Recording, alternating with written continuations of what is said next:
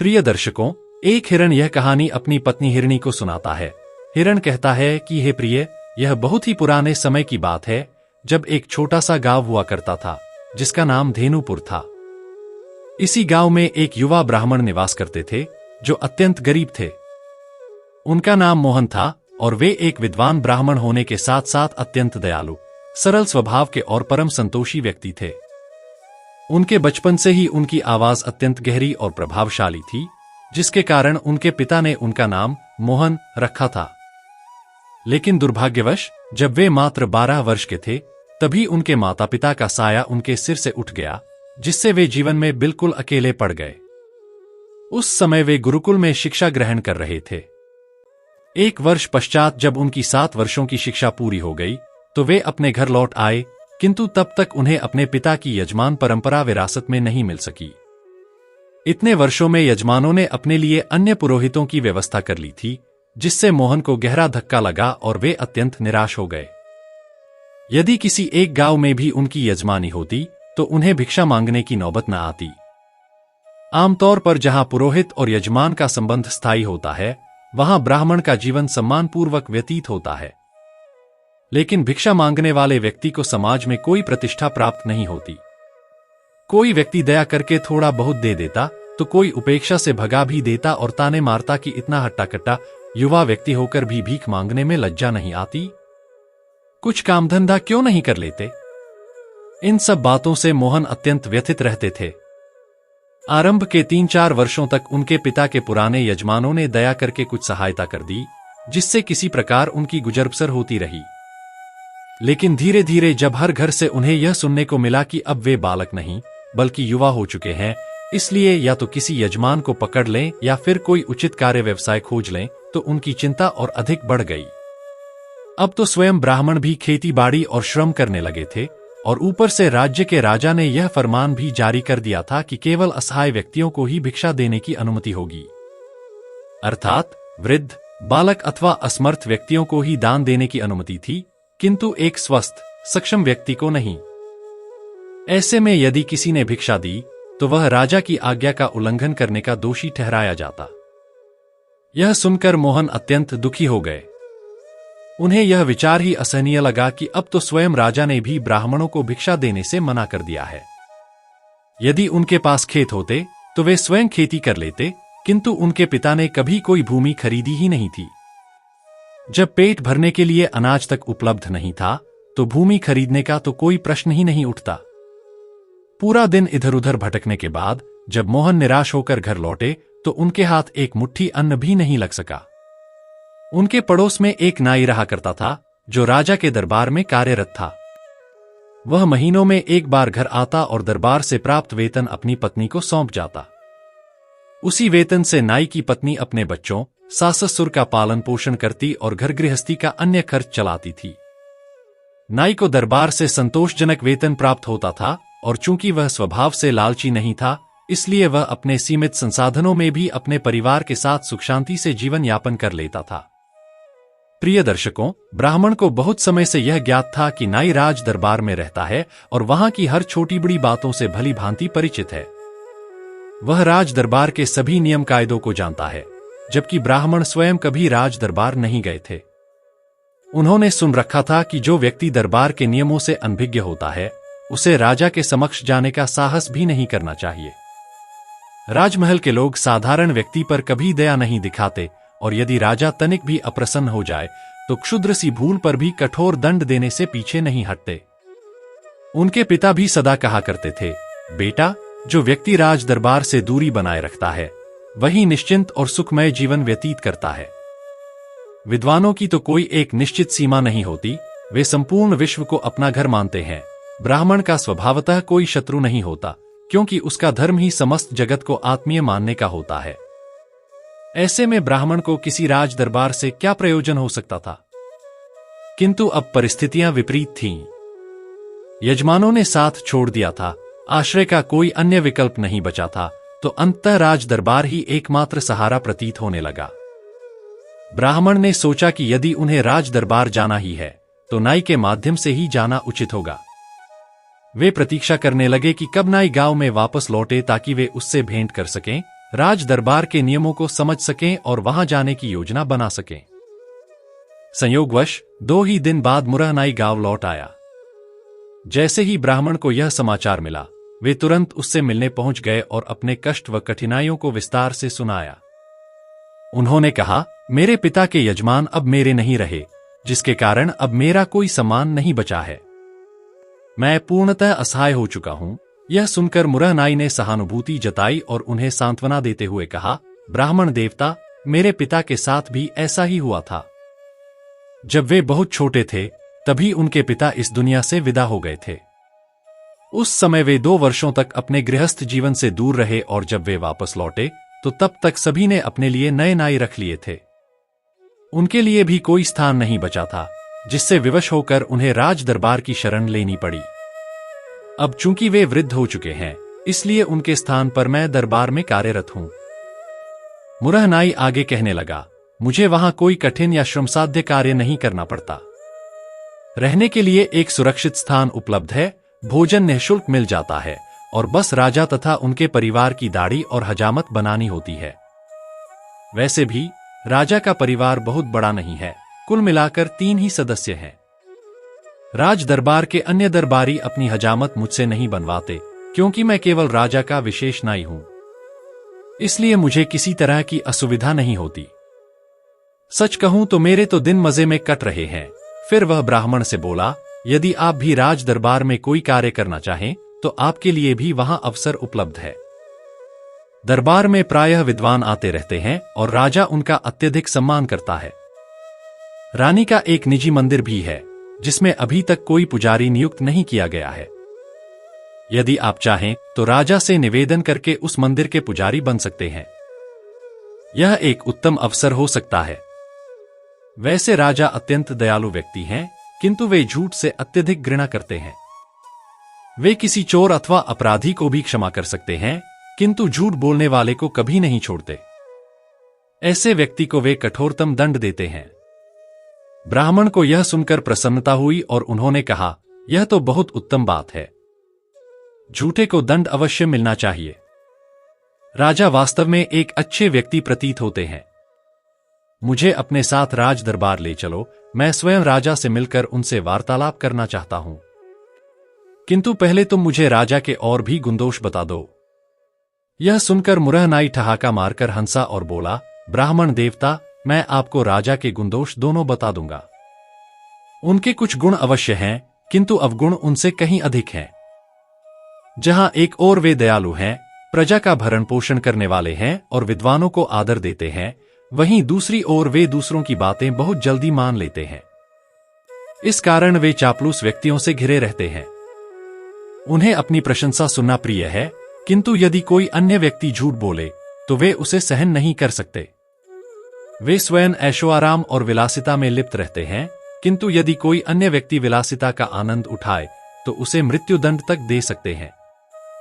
वे स्वयं मदिरापान करते हैं, परंतु राजमहल में किसी अन्य को मदिरापान की अनुमति नहीं है। वह राजा दरबार में विद्वानों के साथ बैठकर उनसे विभिन्न प्रकार के प्रश्न करता रहता था। यदि कोई विद्वान उसके प्रश्न का उत्तर दे देता, चाहे वह सही हो या गलत, तो राजा अत्यंत प्रसन्न हो जाता था। किंतु यदि कोई उत्तर देने से इनकार कर देता या यह कह देता कि उसे उस प्रश्न का ज्ञान नहीं है, तो राजा उसे तुरंत दरबार से बाहर निकलवा देता था। इस कारण विद्वानों को किसी भी स्थिति में उत्तर देना ही पड़ता था, चाहे उन्हें उसका सही समाधान ज्ञात हो या न हो। राजा के इस व्यवहार से यह प्रतीत होता था कि वह कुछ हद तक मूर्ख था, क्योंकि उसे यह समझने की क्षमता नहीं थी कि उत्तर सत्य है या असत्य। उसके लिए केवल यह महत्वपूर्ण था कि कोई तुरंत उत्तर दे, भले ही वह उत्तर पूर्णतः गलत ही क्यों न हो। यही राजा के गुण और दोष थे। मुरहनाई ने ब्राह्मण से कहा, यदि आप चाहें तो कल मेरे साथ राज दरबार चल सकते हैं। राज दरबार यहां से लगभग 30 मील की दूरी पर स्थित है। मैं तो इस दूरी को एक ही दिन में तय कर लेता हूं, किंतु जिन्हें पैदल यात्रा करने की आदत नहीं होती, वे इस सफर को पूरा करने में 2 दिन का समय ले लेते हैं। मार्ग में घने जंगल और कई छोटे बड़े गांव पड़ते हैं। यदि किसी कारणवश किसी को रात्रि विश्राम करना हो, तो रास्ते में कुछ प्राचीन मंदिर बने हुए हैं, जहां रुकने की सबसे उत्तम व्यवस्था होती है। उन मंदिरों के आसपास कोई चोर डाकू नहीं रहते, जिससे लूटपाट का कोई भय नहीं रहता। किंतु एक बात का ध्यान रखना होगा कि वहां भोजन की कोई व्यवस्था नहीं होती। जो भी यात्री अपने घर से भोजन लेकर चलता है वही खा सकता है। अब मैंने आपको संपूर्ण जानकारी दे दी है। अब यह आप पर निर्भर करता है कि आप अकेले यात्रा करना चाहते हैं या फिर मेरे साथ चलना पसंद करेंगे। ब्राह्मण ने तुरंत उत्तर दिया, नहीं नहीं, मैं अकेले यह यात्रा नहीं कर सकता। मैं तो तुम्हारे साथ ही चलूंगा। अगले दिन ब्राह्मण और मुरा नाई ने राज दरबार के लिए प्रस्थान किया। हालांकि ब्राह्मण को अधिक लंबी दूरी पैदल चलने की आदत नहीं थी, इसलिए वे एक दिन में अधिकतम 20 मील तक ही चल सकते थे। पुराने समय में यात्रा करने के लिए कृत्रिम संसाधनों की अधिकता नहीं थी। केवल वे लोग जो संपन्न होते थे अपने पास घोड़े या गधे रखते थे, जबकि अधिकांश गरीब व्यक्ति पैदल ही यात्रा करते थे। पहले के लोग शारीरिक रूप से अत्यधिक मजबूत होते थे और वे अपने शरीर के बराबर वजन उठाकर भी लंबी यात्राएं कर लेते थे। परंतु ब्राह्मण को मजबूरी में नाई के साथ पूरे 30 मील की दूरी पैदल तय करनी पड़ी। इस कठिन यात्रा के कारण जब वे राजमहल पहुंचे तो वे थकान से चूर हो चुके थे। राजमहल में पहुंचने के बाद ब्राह्मण नाई के साथ उसके ठहरने वाले कक्ष में रात्रि विश्राम के लिए चले गए। राजमहल में भोजन की कोई कमी नहीं थी, इसलिए नाई ने ब्राह्मण के लिए आवश्यक सभी सुविधाओं की व्यवस्था कर दी। भरपेट भोजन करने के बाद ब्राह्मण चैन से सो गए। अगले दिन प्रातःकाल नाई ने ब्राह्मण को जागृत किया और कहा, जल्दी उठो, स्नान कर लो और अच्छे से तैयार हो जाओ। साथ ही अपना वेशभूषा कुछ इस प्रकार बदल लो कि देखने में एक सन्यासी जैसे लगो। ब्राह्मण ने नाई की सलाह को ध्यान में रखते हुए अपनी पोशाक को बदल लिया और एक सन्यासी जैसा स्वरूप धारण कर लिया। इसके पश्चात दोनों राजा से मिलने राज दरबार की ओर चल दिए। जब वे राज दरबार पहुंचे तो नाई ने राजा के समक्ष ब्राह्मण की सिफारिश करते हुए कहा, महाराज, हमारे साथ एक अत्यंत विद्वान ब्राह्मण आए हैं।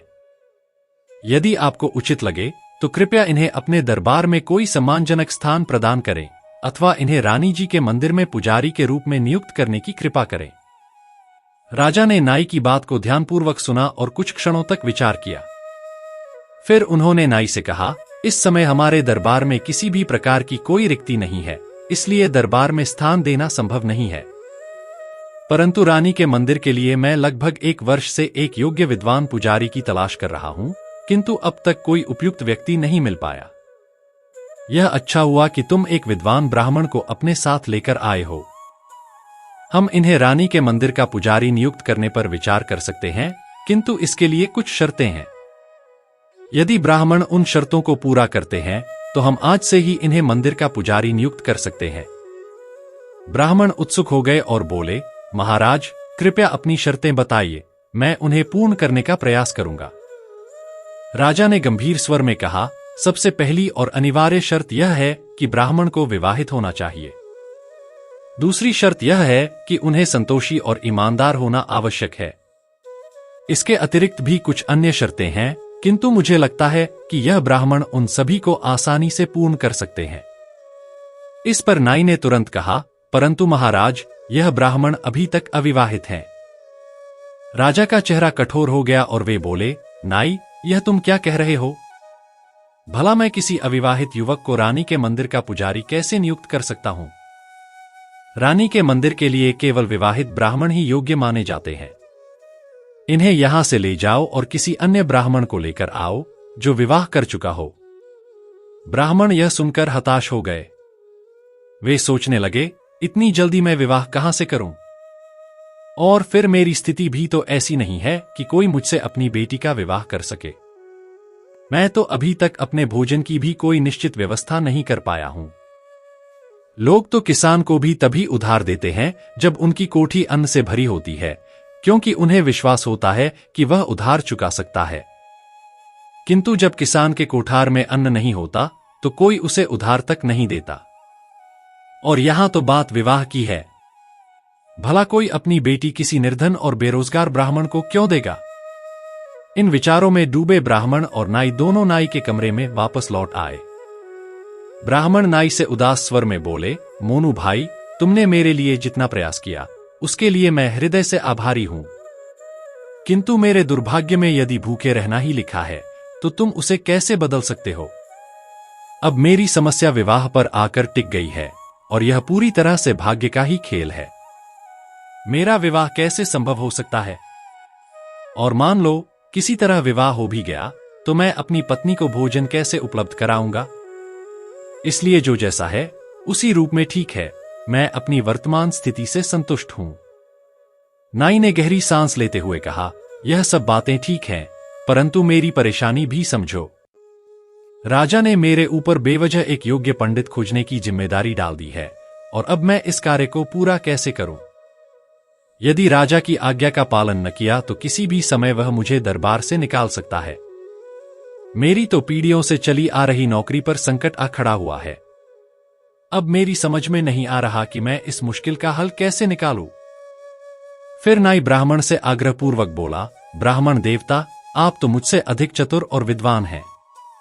आप में मुझसे कहीं अधिक समझदारी और बुद्धिमत्ता है। कृपया कोई ऐसा उपाय सोचिए जिससे मेरी नौकरी भी बच जाए और आपको भी राज दरबार में कोई सम्मानजनक काम मिल जाए। ब्राह्मण ने असमंजस भरे स्वर में कहा, लेकिन मोनू भाई, मैं इतनी जल्दी अपनी पत्नी कहां से लाऊं? नाई कुछ सोचकर मुस्कुराया और बोला, आपको पत्नी की खोज करने की कोई आवश्यकता नहीं है, वह जिम्मेदारी मेरी है। हम कहीं न कहीं से खोज लाएंगे। यदि कोई उपयुक्त महिला नहीं मिली तो हम भाड़े पर भी देख सकते हैं। ब्राह्मण ने नाई की यह बात सुनकर नाराजगी जताई और बोले, मोनू भाई, यह मजाक करने का समय नहीं है। इस विषय को गंभीरता से लो और कोई वास्तविक समाधान निकालो। नाई ने गंभीरता से उत्तर दिया, पहली बात तो यह है कि आप यहीं रुकिए। कम से कम यहां रहने से आपकी भोजन की समस्या समाप्त हो जाएगी। बाकी की बातें हम धीरे धीरे सोच विचार कर हल कर लेंगे। ब्राह्मण ने कुछ क्षणों तक विचार किया और उन्हें भी नाई की बात ठीक लगी। उन्होंने सोचा, यहां रहूंगा तो कम से कम निःशुल्क भोजन मिलता रहेगा। यदि गांव वापस गया तो वही पुरानी समस्या मेरे सामने आ खड़ी होगी, रोजी रोटी का संघर्ष। और फिर वहां मेरे लिए कौन प्रतीक्षा कर रहा है? यदि यहां मुझे चैन से 2 रोटियां मिल जाए तो वही बहुत है। अंततः ब्राह्मण ने नाई से कहा, मोनू, मैं यहीं रुकूंगा और तुम्हारी जो भी मदद कर सकूंगा अवश्य करूंगा। इस प्रकार ब्राह्मण नाई के साथ उसके कमरे में रहने लगे। समय बीतता गया और इस प्रकार 1 महीना गुजर गया।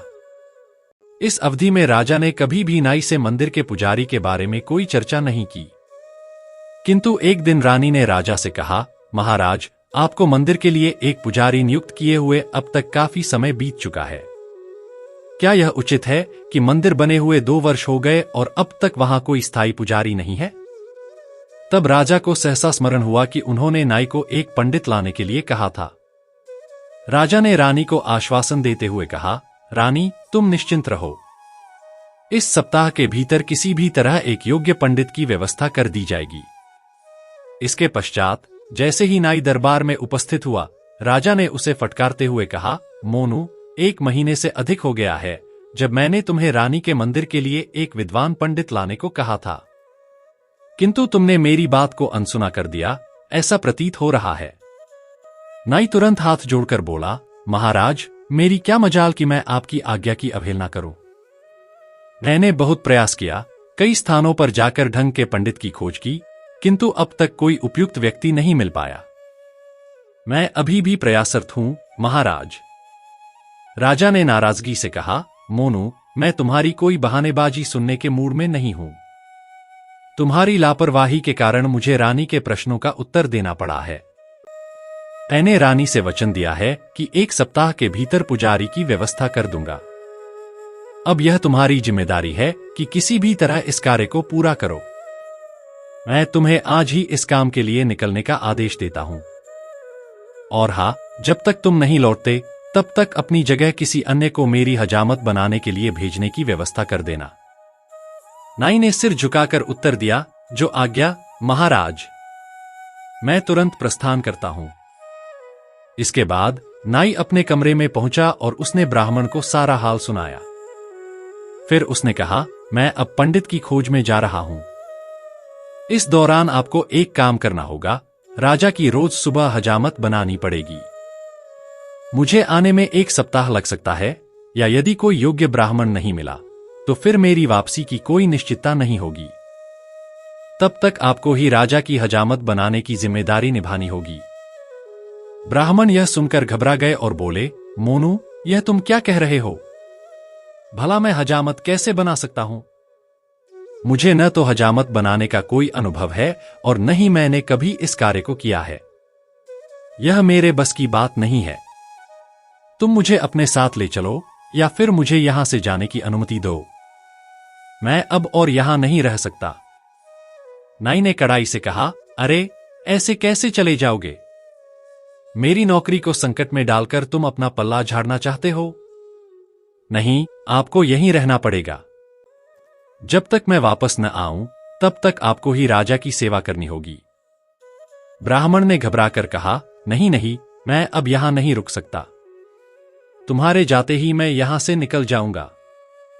नाई ने तीखे स्वर में कहा, ऐसे कैसे चले जाओगे? यह तुम्हारे पिता का राज्य नहीं है जहां तुम अपने मन मुताबिक आ जा सको। यहां राजा मान सिंह का शासन चलता है और उनकी आज्ञा सर्वोपरि होती है। मैंने तुम्हें राजा की हजामत बनाने का कार्य सौंप दिया है और अब तुम ही इसे पूरा करोगे। अगर तुम यहां से भाग गए तो फिर यह मामला तुम्हारा और राजा का होगा। मैं इसमें कुछ नहीं कहूंगा। जो करना है अब तुम खुद देख लो। तब ब्राह्मण ने मोनू की बातों को ध्यान से सुना और गहरी चिंता में डूब गए। उनके लिए यह स्थिति अत्यंत असमंजसपूर्ण हो गई थी। उन्होंने बेचैनी से मोनू की ओर देखा और बोले, मोनू, तुम मुझसे साफ साफ कहो कि आखिर तुम मुझसे चाहते क्या हो? किस ओर इशारा कर रहे हो?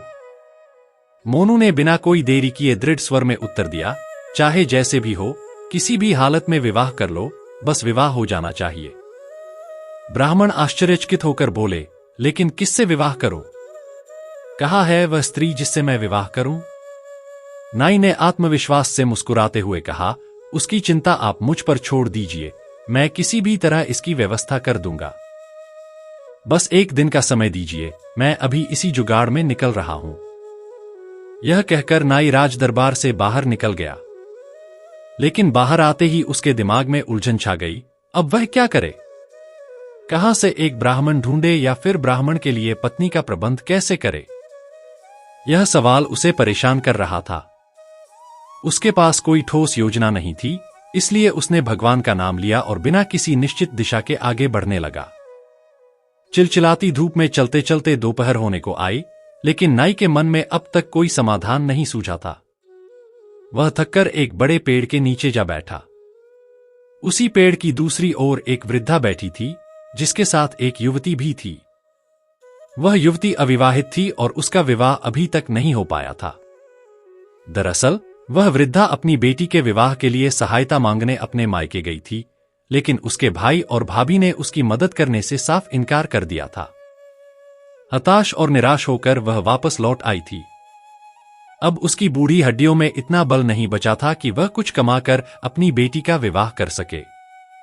उसे यह भय सता रहा था कि अब उसकी आयु अधिक नहीं बची और उसका शरीर एक पके हुए आम की तरह हो चुका है, जो हल्की सी हवा का झोंका भी सहन नहीं कर सकता। यदि उसका निधन हो गया तो उसकी कुंवारी बेटी का भविष्य क्या होगा? वह किसके सहारे इस निर्दयी संसार में अपना जीवन व्यतीत करेगी? इन्हीं चिंताओं में डूबी वह वृद्धा उस पेड़ के नीचे बैठ गई और भगवान से प्रार्थना करने लगी, हे भगवान, कोई रास्ता निकालो, मेरी बेटी का विवाह हो जाए, मैं निश्चिंत होकर मर सकूं। उधर नाई भी अपनी समस्या के समाधान के लिए भगवान से विनती कर रहा था, हे प्रभु, कोई उपाय निकाल दो, मेरी नौकरी खतरे में पड़ी है, मुझे कोई राह दिखाओ। संयोगवश जब नाई की नजर वृद्धा और उसकी बेटी पर पड़ी तो उसके मन में एक विचार कौंध गया। वह झट से वृद्धा के पास गया और पूछने लगा, माई, तुम बहुत परेशान लग रही हो, क्या कोई कठिनाई आ गई है? वृद्धा ने गहरी सांस लेते हुए जवाब दिया, हाँ बेटा, मैं बहुत चिंतित हूं और क्यों न हूं। जब इस उम्र में मेरी जवान बेटी अविवाहित बैठी हो तो कोई मां चैन से कैसे रह सकती है? यह सुनते ही नाई की आंखें चमक उठीं। वह नाई था और शादी ब्याह की बातें उसके लिए कोई नई चीज नहीं थी। यह तो उसका रोजमर्रा का काम था। उसने उत्साह से कहा, माई, तुम व्यर्थ ही परेशान हो रही हो।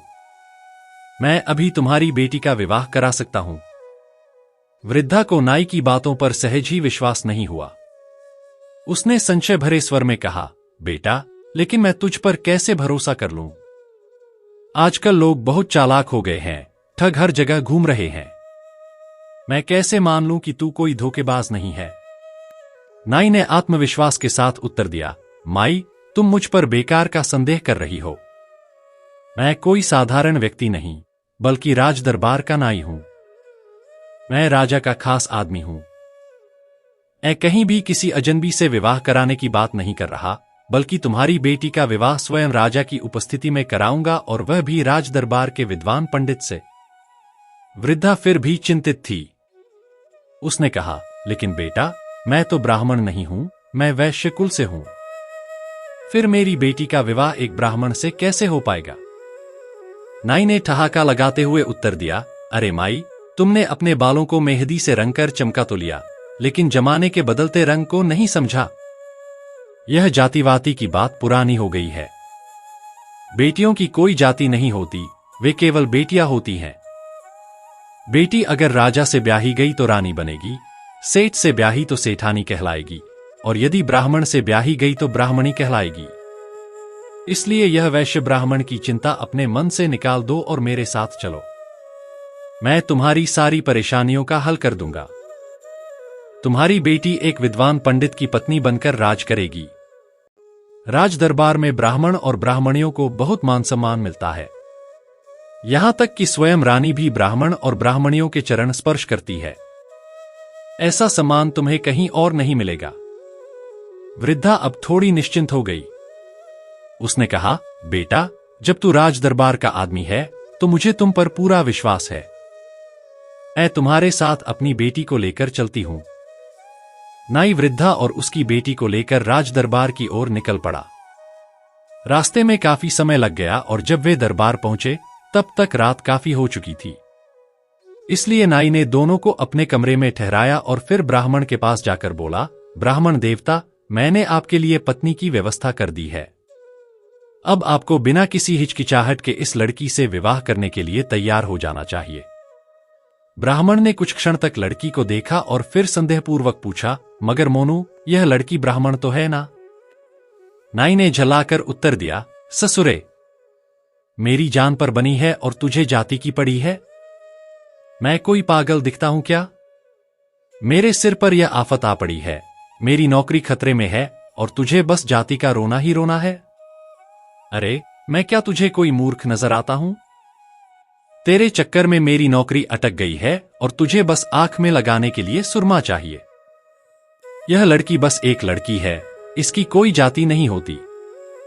यह बात तो खुद तुम्हारी धर्म ग्रंथों की पोथियों में लिखी हुई है।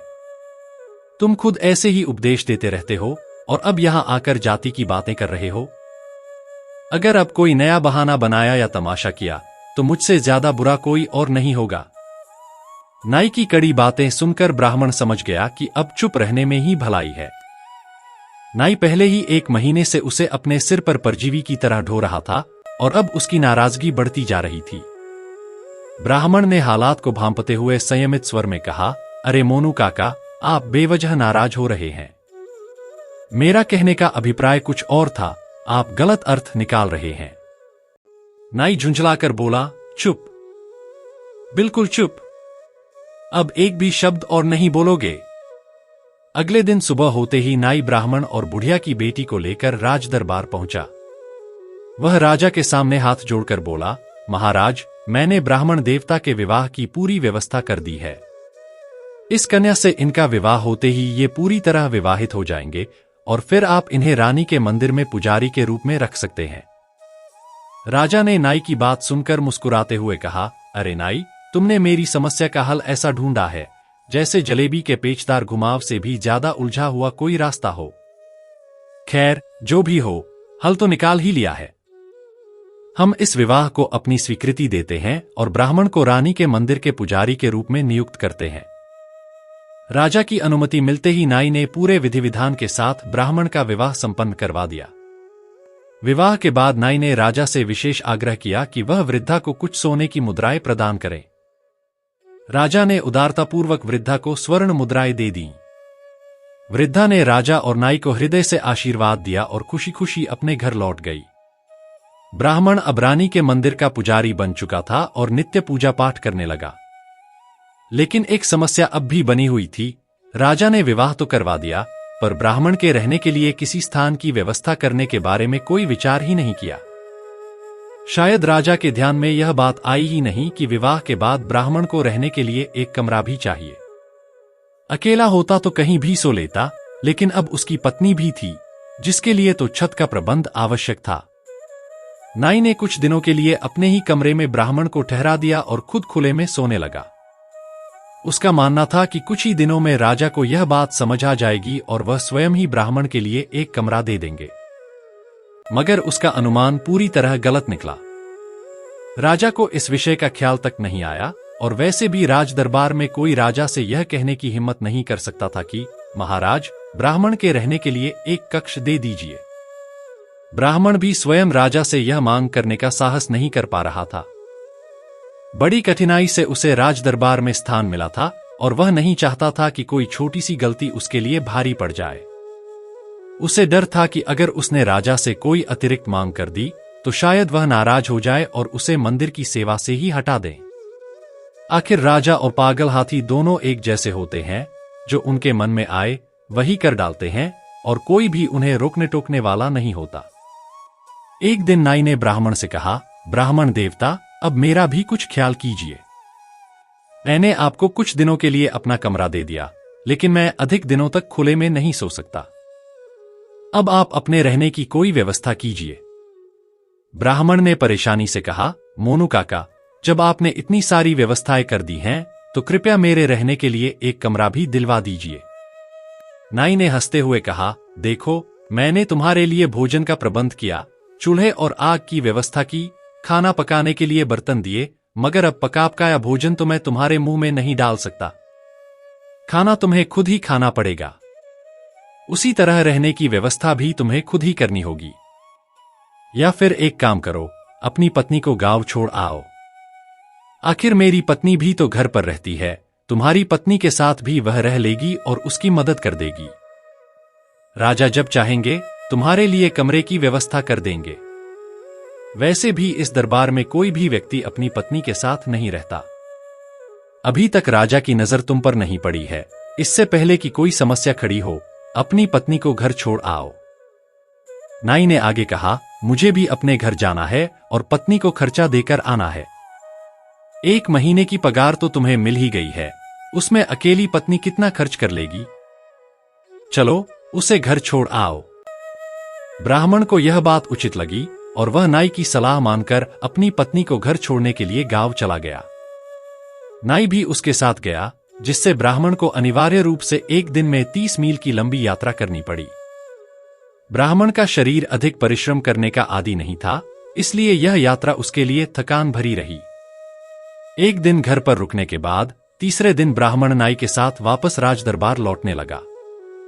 यात्रा के दौरान उसे काफी कठिनाइयों का सामना करना पड़ा, क्योंकि वह आराम से चलने वाला व्यक्ति था और अधिक चलने से जल्दी थक जाता था। इस यात्रा के बाद उसने तय किया कि जब भी भविष्य में गांव जाना होगा तो अकेले ही जाएगा और रास्ते में ठहरते हुए धीरे धीरे यात्रा करेगा। उसने सोचा, मेरी नौकरी नाई की तरह नहीं है कि रोज का आना जाना करना पड़े। अगर मैं 1 हफ्ते बाद भी लौटूंगा तो कोई विशेष अंतर नहीं पड़ेगा। आखिर मैं यहां पूजा पाठ ही तो करता हूं और रानी स्वयं भी पूजा कर सकती है। मुझे कोई नाई की तरह भगवान की हजामत बनाने का काम थोड़े ही करना है। 1 माह बीतने के बाद ब्राह्मण ने सोचा कि अब उसे गांव जाकर अपनी पत्नी को कुछ खर्च देना चाहिए। उसने अवसर देखकर रानी से कहा, महारानी जी, मुझे अब अपने गांव जाना है। मेरी पत्नी वहां अकेली रहती है और उसे घर का खर्च देने की आवश्यकता है। तब रानी ने सोचते हुए कहा, अच्छा तो ठीक है, आप गांव जाना चाहते हैं तो जाइए, लेकिन बार बार जाने की कोई जरूरत नहीं पड़ेगी। मैं राजा से कहकर आपको एक मुश्त 6 महीने का खर्च दिलवा देती हूं। इससे बार बार की परेशानी खत्म हो जाएगी। ब्राह्मण ने यह सोचकर रानी से गांव जाने की बात कही थी कि शायद रानी को यह समझ आएगा कि उसकी पत्नी को गांव में अकेला छोड़ना उचित नहीं था। वह उम्मीद कर रहा था कि रानी राजा से कहकर उसे रहने के लिए कोई कमरा दिलवा देगी और इस बहाने उसकी पत्नी को भी बुलवाने की बात करेगी। लेकिन हुआ इसके ठीक विपरीत। रानी ने तो ऐसा उपाय कर दिया जिससे ब्राह्मण को अपनी पत्नी से और भी ज्यादा समय तक दूर रहना पड़े। उसने यह तक नहीं पूछा कि ब्राह्मण ने अपनी पत्नी को गांव में अकेला क्यों छोड़ दिया या फिर वह स्वयं इस समय कहाँ ठहरा हुआ है। ब्राह्मण को महसूस हुआ कि यह दुनिया सिर्फ अपने स्वार्थ के लिए जीती है। किसी को दूसरे के दुख सुख की कोई परवाह नहीं होती। जिसे खुद कोई तकलीफ न हो, उसे हमेशा लगता है कि दुनिया में सब कुछ सही चल रहा है। पेट भरा होने पर हर कोई यही मानता है कि दूसरे को भी भूख नहीं लगी होगी। रानी ने अपने वादे के अनुसार राजा से कहकर ब्राह्मण को एक मुश्त 500 स्वर्ण मुद्राएं दिलवा दी। धन मिलते ही ब्राह्मण ने नाई का साथ छोड़ अकेले ही गांव जाने का फैसला किया। उसकी आदत ही कुछ ऐसी थी कि वह बहुत धीरे धीरे यात्रा करता था। चलते चलते दिन बीत गया और जब वह आधे रास्ते तक पहुंचा तो सामने एक घना जंगल पड़ा। जैसे ही उसने जंगल पार किया, शाम ढल चुकी थी। नाई ने पहले जिस मंदिर में ठहरने की बात कही थी, वह मंदिर अभी भी बहुत दूर था। ब्राह्मण को समझ आया कि वहां तक पहुंचना अब संभव नहीं है, इसलिए उसने किसी के घर ठहरने का विचार किया। वह ब्राह्मण था, इसलिए किसी के घर रुकने में उसे कोई झिझक नहीं थी। लेकिन जिस गांव में वह पहुंचा, वहां शाम होते ही सभी लोग अपने घरों में बंद हो जाते थे। गांव की गलियां सूनी पड़ी थीं, न कोई राहगीर दिख रहा था और न ही कोई दरवाजे पर बैठा व्यक्ति जिससे वह पूछ सके कि ठहरने की कोई व्यवस्था हो सकती है या नहीं। ब्राह्मण ने इधर उधर नजर दौड़ाई, लेकिन उसे कोई भी व्यक्ति दिखाई नहीं दिया। उसने भगवान का नाम लिया और गांव से आगे बढ़ने लगा। थोड़ी ही दूर जाने पर उसे गांव के बाहर एक घर दिखाई दिया, जहां एक दीपक जल रहा था। जलता हुआ दीपक देखकर उसे उम्मीद की एक किरण नजर आई। उसने सोचा कि शायद इस घर में कोई रहता हो और वहां उसे रुकने की जगह मिल जाए। यह सोचकर ब्राह्मण उस घर के दरवाजे तक गया और आवाज लगाई, कोई है अंदर? थोड़ी देर बाद दरवाजा खुला और एक स्त्री बाहर आई। उसने देखा कि दरवाजे पर एक ब्राह्मण खड़ा है। वह बोली, ब्राह्मण देवता, घर में और कोई नहीं है। मैं यहां अकेली रहती हूं। बताइए, मैं आपकी क्या सहायता कर सकती हूं? ब्राह्मण ने संकोचपूर्वक कहा, यजमानी, मैं बस एक रात ठहरने के लिए स्थान चाहता हूं। लेकिन जब आपके घर में कोई पुरुष ही नहीं है, तो मेरे लिए यहां ठहरना उचित नहीं होगा। स्त्री ने तुरंत जवाब दिया, नहीं महाराज, रात के समय कोई भी अतिथि मेरे दरवाजे से लौट जाए, यह अच्छा नहीं माना जाता। आप निश्चिंत होकर मेरे घर ठहर सकते हैं। पुरुषों के ठहरने के लिए अलग व्यवस्था है, इसलिए आपको इस बात की चिंता करने की कोई आवश्यकता नहीं है। ब्राह्मण उसकी बात सुनकर थोड़ा सहज हुआ। स्त्री ने घर के बाहर एक छोटा सा बटका, झोपड़ी जैसा स्थान बना रखा था। उसने ब्राह्मण को वहां ठहरने की व्यवस्था कर दी और भोजन भी परोस दिया। ब्राह्मण ने शांतिपूर्वक भोजन किया और फिर चैन की नींद सो गया। लेकिन ब्राह्मण जिस स्त्री के घर ठहरा था, वह कोई सज्जन महिला नहीं थी। असल में वह एक चालाक ठग और चोर थी। उसका धंधा लोगों को फंसाकर लूटने का था। हर महीने 2-4 आदमी तो उसकी चाल में आ ही जाते थे, जिससे उसके खर्चे आसानी से निकल जाते थे। आज ब्राह्मण उसकी जाल में फंस चुका था। ब्राह्मण को तो कोई चिंता नहीं थी, वह पूरी तरह निश्चिंत होकर गहरी नींद में सो रहा था। लेकिन वह स्त्री लगातार उस पर नजर रखे हुए थी। ठग और चोर बड़े शातिर दिमाग के होते हैं।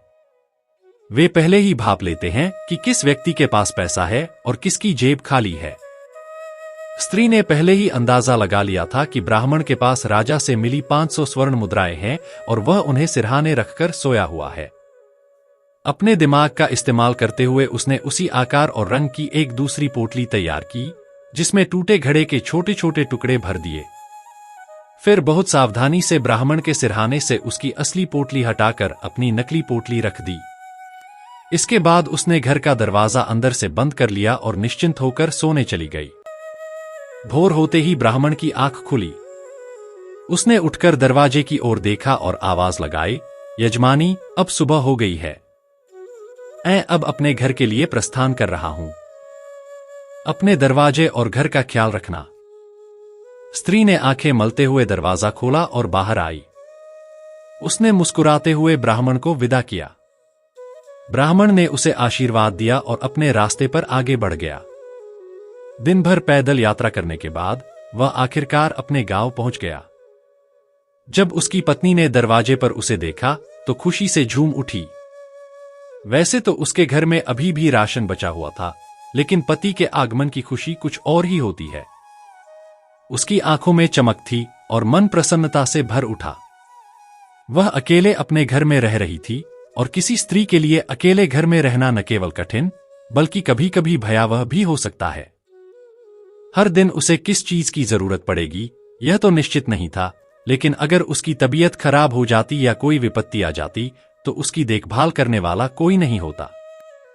परंतु संयोगवश नाई की पत्नी उसकी सहायता के लिए मौजूद थी, जो उसका पूरा ध्यान रखती थी और उसकी देखभाल अपनी सगी बहन की तरह करती थी। ब्राह्मण ने अपनी वह पोटली ब्राह्मणी को सौंपते हुए कहा, भाग्यवान, रानी ने तुम्हारे लिए यह 500 सोने की मोहरें भेजी हैं। इन्हें संभाल कर रख लो। चाहो तो 5 साल तक भी इन्हें खर्च करती रहो, फिर भी तुम्हारे लिए पर्याप्त रहेंगी, कभी खत्म नहीं होंगी। ब्राह्मणी ने जब उत्सुकता से पोटली खोली तो उसकी आंखें हैरानी से फैल गईं। पोटली में सोने की मोहरों के स्थान पर सिर्फ टूटे हुए घड़े के टुकड़े भरे हुए थे। उसने चौंक कर ब्राह्मण की ओर देखा और बोली, आप भी कमाल करते हैं। यह भी कोई मजाक करने का तरीका है? मैं तो सोच रही थी कि इसमें सचमुच सोने की मोहरें होंगी, लेकिन आपने इसमें सिर्फ घड़े के टूटे टुकड़े डाल रखे हैं। पत्नी की यह बात सुनते ही ब्राह्मण सन्न रह गया। उसे अपने कानों पर यकीन नहीं हुआ। उसने घबराहट में तुरंत पोटली को खोलकर देखा। उसके माथे पर पसीने की बूंदें छलक आईं। वह घबराए स्वर में बोला, भाग्यवान, मुझे गलत मत समझना। मैं ठग लिया गया हूं, मेरे साथ धोखा हुआ है। मैं रास्ते में एक स्त्री के घर ठहर गया था और उसी स्त्री ने मुझे लूट लिया है। पत्नी ने नाराज होकर कहा, यह तो होना ही था। जब किसी अनजान स्त्री के जाल में फंसोगे तो यही होगा। तुम्हें उस गांव में कोई और घर नहीं मिला था क्या, जो तुम एक स्त्री के घर ठहर गए? ब्राह्मण ने खींचते हुए कहा, भाग्यवान, अब जले पर नमक मत छिड़को। मैं किसी लालच में नहीं, बल्कि मजबूरी में उस स्त्री के घर ठहरा था, लेकिन उसने चालाकी से मेरे साथ ठगी कर ली। पत्नी ने तर्कपूर्ण लहजे में कहा, मगर मुझे यह समझ में नहीं आता कि तुमने उसके घर में शरण ही क्यों ली। ब्राह्मण ने स्पष्टीकरण देते हुए कहा, भाग्यवान, मैं उसके घर के भीतर नहीं ठहरा था। मैं तो बाहर बैठ के मैं सोया था, वह स्त्री घर के अंदर थी और मैं खुले आसमान के नीचे अकेला था। पत्नी ने संदेहपूर्वक पूछा, अगर तुम घर के भीतर नहीं ठहरे थे तो फिर इतनी पक्की बात कैसे कह सकते हो कि उसी स्त्री ने तुम्हारे धन की चोरी की है? ब्राह्मण ने आत्मविश्वास से उत्तर दिया, भाग्यवान, अगर कोई चोर मेरे धन की पोटली चुराना चाहता तो वह बस चुरा कर भाग जाता, मेरी जगह दूसरी पोटली रखकर नहीं जाता। लेकिन यहां तो बड़ी चालाकी से मेरी असली पोटली हटाकर नकली पोटली रख दी गई। चोर अगर चोरी ही करना चाहता तो उसे इतना झंझट करने की जरूरत नहीं थी। इससे साफ जाहिर होता है कि वह स्त्री ही असली चोर थी। मगर मैं इसे ऐसे ही नहीं छोड़ूंगा। मैं इस अन्याय को सहने वाला नहीं हूं। मैं इस बात की शिकायत राजा से करूंगा और उसे इसकी कड़ी सजा दिलवाकर ही दम लूंगा। मैं कल सुबह ही राज दरबार जाऊंगा और राजा से मिलकर इस स्त्री के अपराध की जानकारी दूंगा।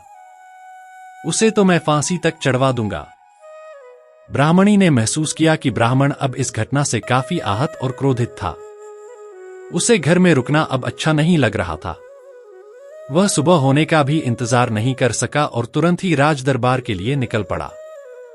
इस बार उसने रास्ते में कहीं ठहरने का विचार भी नहीं किया और रात होते होते राजमहल पहुंच गया। लेकिन जब वह वहां पहुंचा तो राजा से सीधे भेंट नहीं हो सकी।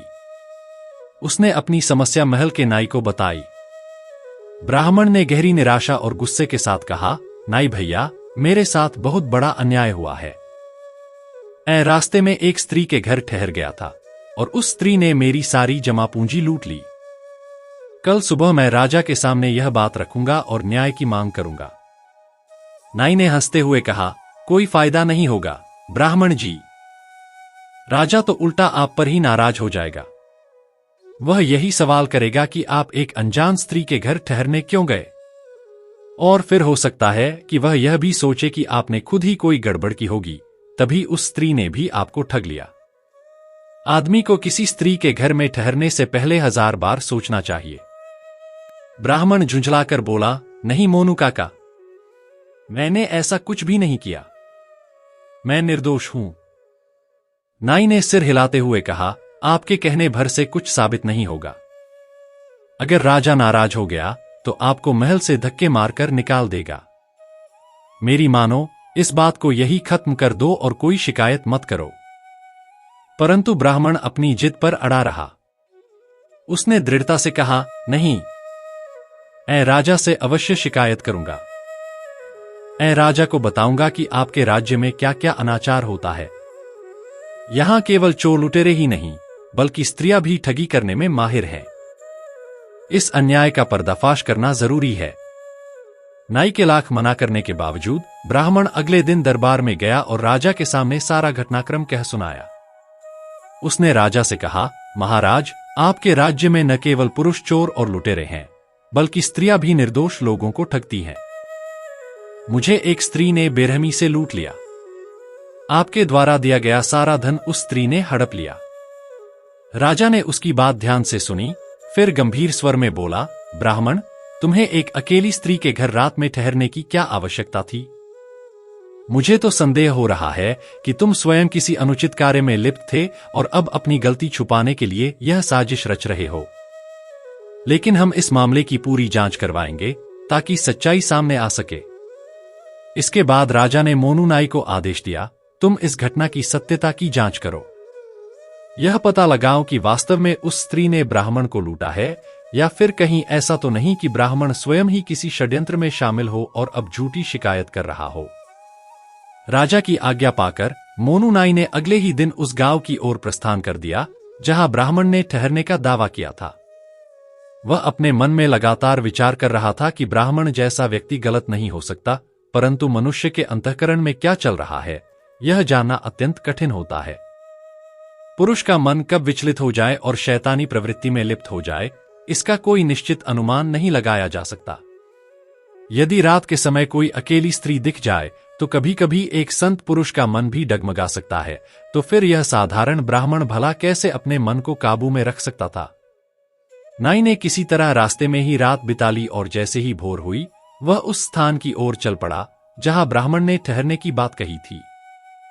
वहां पहुंचने पर उसने देखा कि घर के भीतर केवल एक अकेली स्त्री रह रही थी। नाई ने विनम्रता से उस स्त्री से कहा, मैं एक यात्री हूं और यहां अतिथि बनकर आया हूं। यदि आप मेरी रहने की कोई व्यवस्था कर दें तो मुझ पर बड़ी कृपा होगी। स्त्री ने सहज भाव से उत्तर दिया, हाँ हाँ, आप मेरे यहां ठहर सकते हैं। मेरे दरवाजे के बाहर बैठके में आपके रुकने का उचित स्थान है, आप वहां विश्राम कर सकते हैं। नाई ने कुछ झिझकते हुए कहा, लेकिन बात यह है कि मुझे अकेले खुले में बाहर सोने की आदत नहीं है। यदि संभव हो तो कृपया घर के भीतर कोई व्यवस्था कर दें तो आपकी बड़ी कृपा होगी। स्त्री ने नाराज होते हुए कहा, आपने मुझे क्या समझ रखा है? यदि आपको ठहरना है तो बाहर ही ठहरना होगा, अन्यथा आप यहां से जा सकते हैं। मैं अपने घर के भीतर किसी अजनबी को नहीं ठहरा सकती। नाई ने गंभीर स्वर में कहा, ठीक है, मैं कोई दूसरी जगह तलाश करता हूं। जैसे ही वह जाने के लिए मुड़ा, स्त्री ने उसे रोकते हुए कहा, रुकिए, इतनी रात गए आप कहां जाएंगे? मैं आपके ठहरने और भोजन की व्यवस्था कर सकती हूं, परंतु इसकी एक शर्त होगी। नाई ने उत्सुकता से पूछा, कौन सी शर्त? स्त्री ने मुस्कुराते हुए कहा, इसके लिए आपको अपनी अंटी ढीली करनी पड़ेगी। मैं जान गई हूं कि आपको क्या चाहिए और यदि आप वह सब पाना चाहते हैं तो आपको कुछ देना भी होगा। यहां कुछ धन खर्च कीजिए, फिर मैं आपकी सारी इच्छाएं पूरी कर दूंगी। लेकिन मुफ्त में कुछ भी नहीं मिलेगा। नाई ने तुरंत अपनी जेब से 20 सोने के सिक्के निकाले और स्त्री को दे दिए। सिक्के हाथ में लेते ही स्त्री का व्यवहार बदल गया। उसने नाई के लिए अपने ही कमरे में ठहरने की विशेष व्यवस्था कर दी। नाई पहले से ही एक पैकेट में मिठाई लेकर आया था। उसने मिठाई निकालते हुए कहा, मैं शहर में रहता हूं और रोजाना मिठाई खाता हूं। आज तुम्हें भी मिठाई खिलाकर मीठा बना देता हूं। फिर तो हमारी यह रात और भी यादगार हो जाएगी। स्त्री ने जैसे ही मिठाई देखी, वह लालच में पड़ गई और बिना सोचे समझे मिठाई पर टूट पड़ी। लेकिन वह आधी मिठाई भी नहीं खा पाई थी कि अचानक उसे चक्कर आने लगा और कुछ ही क्षणों में वह पूरी तरह से बेहोश हो गई। नाई ने तुरंत मौके का फायदा उठाया। उसने झटपट स्त्री की कमर में बंधे करधनी से चाबी निकाली और उसके संदूक को खोल दिया। संदूक के भीतर ब्राह्मण की 500 स्वर्ण मुद्राओं की पोटली रखी हुई थी। नाई ने उसे निकाल लिया और बिना देर किए घर की ओर चल पड़ा। भोर होते होते वह अपने घर पहुंच गया।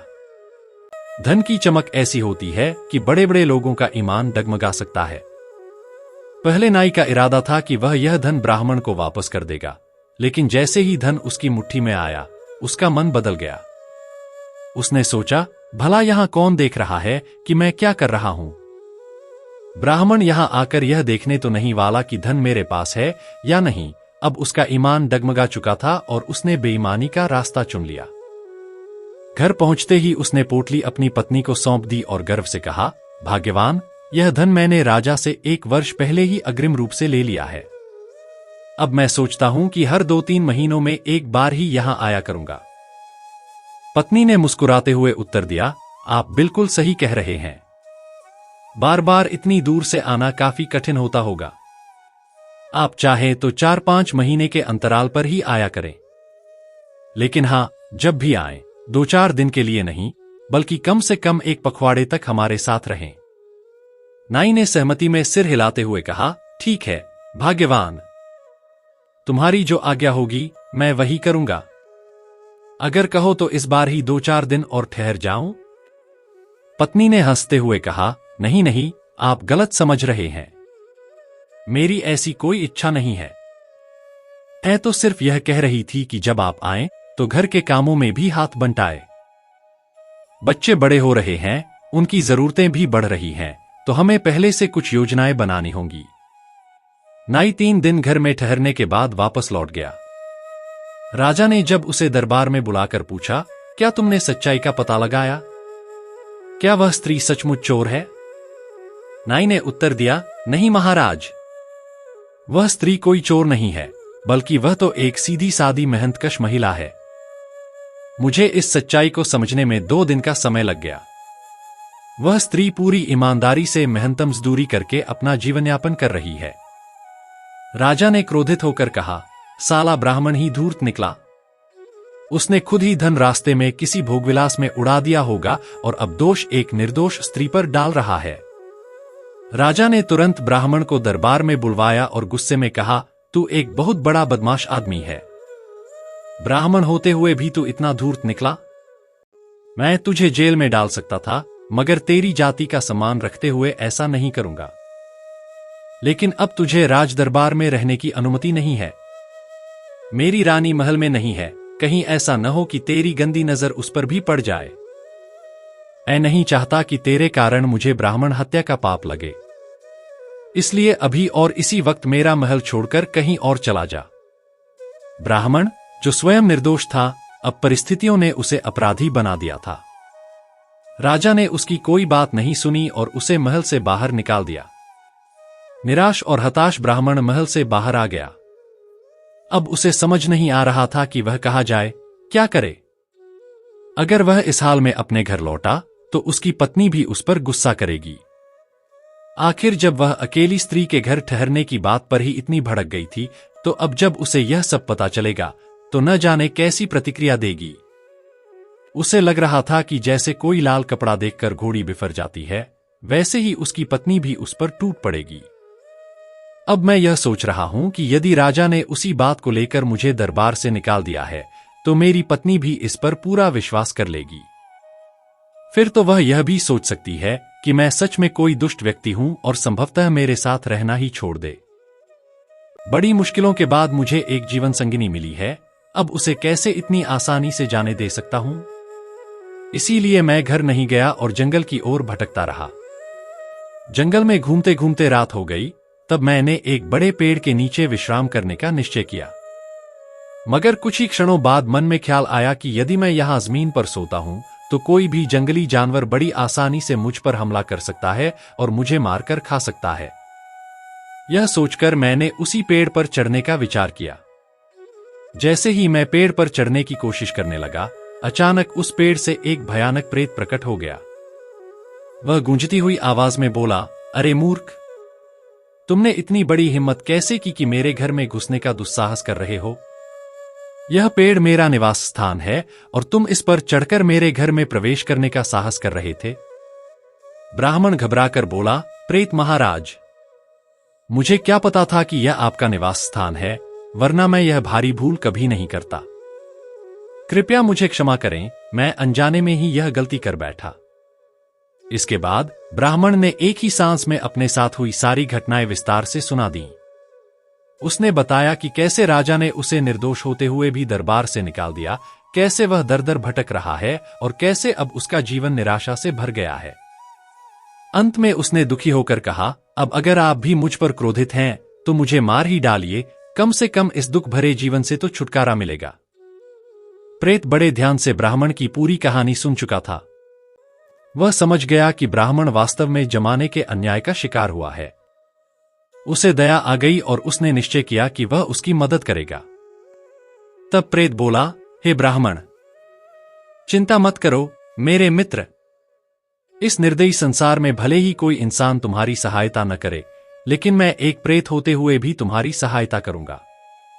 मेरे पास 2 अनमोल वस्तुएं हैं जो तुम्हारे बहुत काम आ सकती हैं। ब्राह्मण ने जिज्ञासावश पूछा, कौन सी वस्तुएं महाराज? प्रेत बोला, पहली वस्तु है एक सोने का घड़ा जो स्वर्ण मुद्राओं से भरा हुआ है। इस घड़े में से तुम प्रतिदिन जितना चाहो सोने की मुद्राएं निकाल सकते हो और यह अगले दिन फिर से अपने आप भर जाएगा। यह घड़ा कभी भी खाली नहीं होगा, चाहे तुम इसमें से कितना भी धन निकाल लो। दूसरी वस्तु है यह जादुई छड़ी। यह छड़ी तुम्हारे किसी भी शत्रु को दुरुस्त करने में सक्षम है। इसे बस आदेश देना होगा और यह अपने आप दुश्मन की पिटाई करना शुरू कर देगी। जब तक तुम इसे रोकने के लिए आदेश नहीं दोगे, यह अपने काम में लगी रहेगी। अब ये दोनों वस्तुएं तुम्हारी हुईं। इन्हें लो और अपने जीवन को संवार लो। ब्राह्मण अत्यधिक प्रसन्न हुआ और उसने कृतज्ञता से प्रेत को धन्यवाद दिया। फिर वह जल्दी जल्दी अपने घर की ओर लौट पड़ा। घर पहुंचते ही उसने सबसे पहले वह सोने का घड़ा अपनी पत्नी को दिखाया। पत्नी पहले तो बहुत खुश हुई, लेकिन अगले ही पल उसके मन में संदेह आ गया। उसने गुस्से में कहा, आपने यह धन कहां से प्राप्त किया?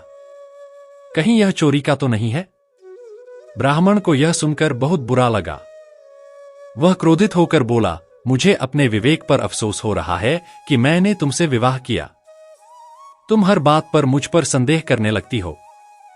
तुम्हें क्या लगता है मैं कोई चोर हूं? पत्नी को अपनी गलती का एहसास हुआ। उसे लगा कि उसने बिना सोचे समझे अपने पति पर शक किया है। वह तुरंत बोली, कृपया मुझे क्षमा करें। मुझसे बहुत बड़ी गलती हो गई।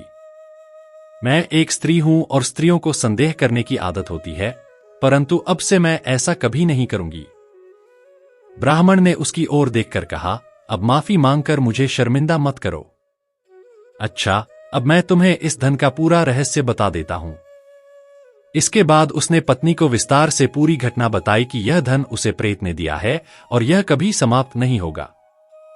साथ ही उसने यह भी बताया कि उसके पास एक जादुई छड़ी है, जिसका उपयोग वह कल उस स्त्री पर करेगा जिसने उसका धन हड़प लिया था। पत्नी ने कहा, अब तो आपके पास बहुत सारा धन है, फिर उस स्त्री को सबक सिखाने की क्या आवश्यकता? ब्राह्मण बोला, मैं उससे धन नहीं लेना चाहता, बस उसे यह सिखाना चाहता हूं कि वह भविष्य में ऐसी गलती दोबारा न करे। अगले दिन ब्राह्मण पुनः उसी स्त्री के पास पहुंच गया। यह रात का समय था और स्त्री ने फिर से ब्राह्मण का स्वागत किया और उसे दरवाजे पर ठहरने की जगह दे दी। लेकिन इस बार स्त्री के मन में एक नई योजना थी। उसने सोचा, अब शायद इस ब्राह्मण के पास कुछ नहीं बचा होगा, चलो कम से कम इसकी छड़ी ही चुरा लेती हूं। रात के अंधेरे में जब ब्राह्मण सो रहा था, तब वह दबे पांव उसके कमरे में आई और उसकी छड़ी चुराने की कोशिश करने लगी।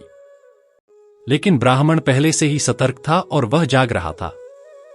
जैसे ही उसने देखा कि स्त्री उसकी छड़ी उठाने जा रही है, उसने तुरंत छड़ी को आदेश दिया, इसकी खूब पिटाई करो। छड़ी ने आदेश मिलते ही अपना काम शुरू कर दिया।